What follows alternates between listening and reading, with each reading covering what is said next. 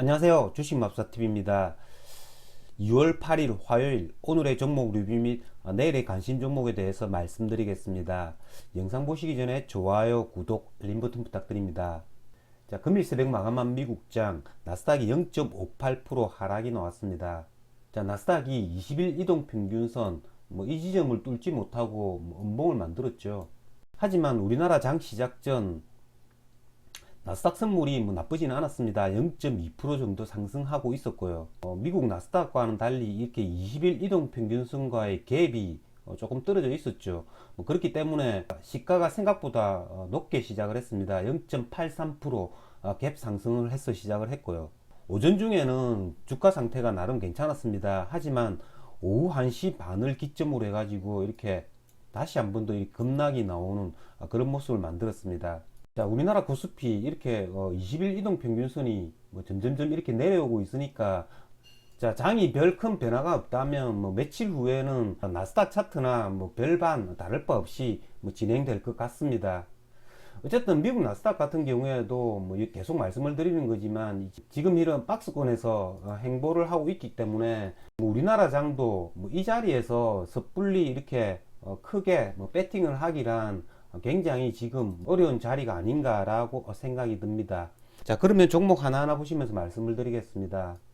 자, 첫 번째 종목은 진단키트 관련주입니다. 자, 진단키트 관련주들 오늘 크게 하락을 했죠. 자, 오늘 진단키트 관련주들이 이렇게 크게 하락한 건 장 시작 전에 이런 뉴스가 많이 떴죠. 자, 미국과 유럽이 마스크 완화 잇따라, 자, 미국 뉴저지주에서는 다음 달부터 학교에서 마스크를 쓰지 않아도 되고, 이탈리아는 이번 주 후반부터 야외 착용 의무를 해제한다, 이런 기사가 떴고요. 또 외신에서 우리나라가 올 4월부터 오미크론을 독감처럼 관리할 가능성이 많다라는 뉴스도 봤습니다. 그로 말미암아서 오늘 진단키트 관련주들이 크게 하락을 했는데요. 저 같은 경우에는 오늘 어제 방송에서 말씀을 드린 것처럼 SD 바이오센스 얘만 거래를 했습니다. 얘 같은 경우에는 저점을 찍기가 굉장히 쉬웠죠.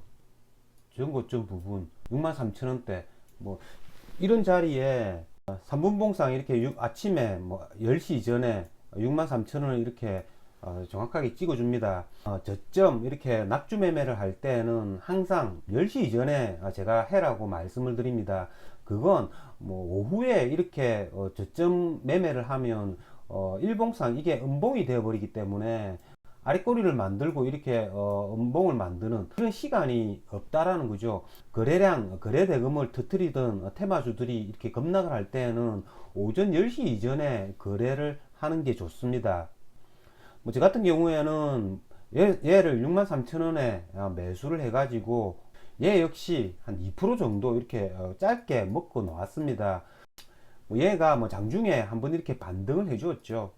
거의 보합 부근까지 반등을 해주었고요. 그 다음에 조금 전에 말씀을 드린 것처럼 오미크론의 일상화에 대한 그런 이야기들이 해외에서부터 먼저 이렇게 쏟아져 나온다라는 거죠. 그러면 우리나라도 조만간 오미크론에 대해서 독감처럼 이렇게 관리한다라는 그런 이야기가 나올 수밖에 없다라고 생각이 들어서 얘네들은 그 이후에는 조과분할조차도 하지 않았습니다.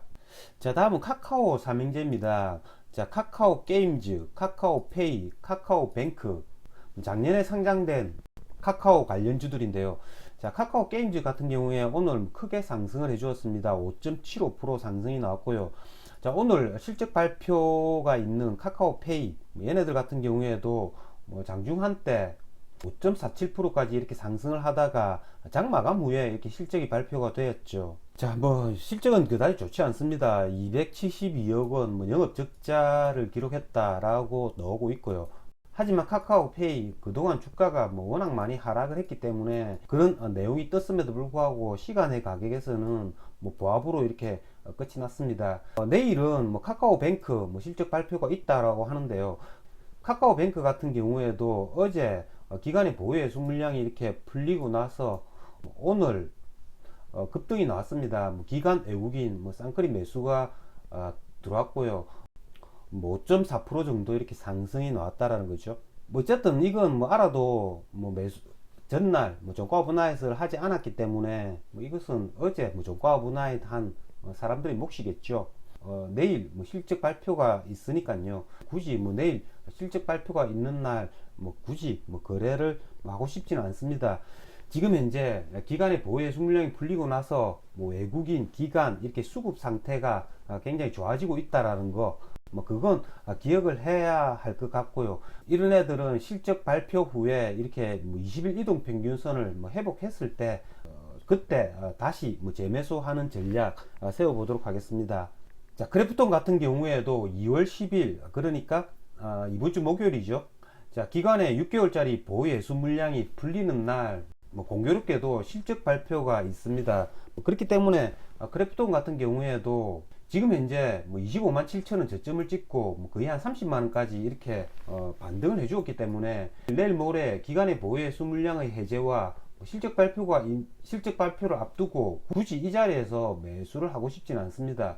매수를 한다면 2월 10일 종가에 뭐 가격이 어떻게 되든 매수 고려해보는 전략 세워보겠습니다. 자, 마지막으로 제가 뭐 관심에 두고 있던 중량주들입니다.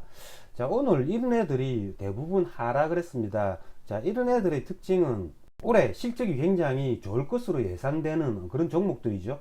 그런 내용을 바탕으로 이런 애들이 1월 중순까지 이렇게 크게 상승을 해주었다가 1월달 하락장에서 그다지 크게 하락을 하지 않고 지수를 지키던 그런 애들이었다는 거죠. 그런 애들이 오늘 대부분 무너지는 그런 모습을 보였습니다. 자, 해성 DS, 이녹스 첨단 소재, 뭐 DB하이텍, 뭐 심텍, 코리아 서키트, 한미 반도체, 뭐 이런 애들이 오늘 크게 하락을 했죠. 자, 이런 애들 같은 경우에는 제 개인적인 생각은 지금 당장 애매한 종합주가 지수 여기에서 매수를 할 게 아니라 종합주가 지수가 더 하락을 한다든지 아니면 차라리 종합주가 지수가 20일 이동평균선을 뚫고 올라간 이후에 이런 애들이 뭐 저점에 온다면 충분히 매수를 할 수 있을 것 같습니다만은 종합주가 지수가 뭐 스윙 거래를 하기에는 굉장히 지금 애매한 위치에 있다라는 거죠. 그렇기 때문에 뭐 이런 애들을 저점이 왔다라고 해도 섣불리 이렇게 잡을 수는 없었습니다.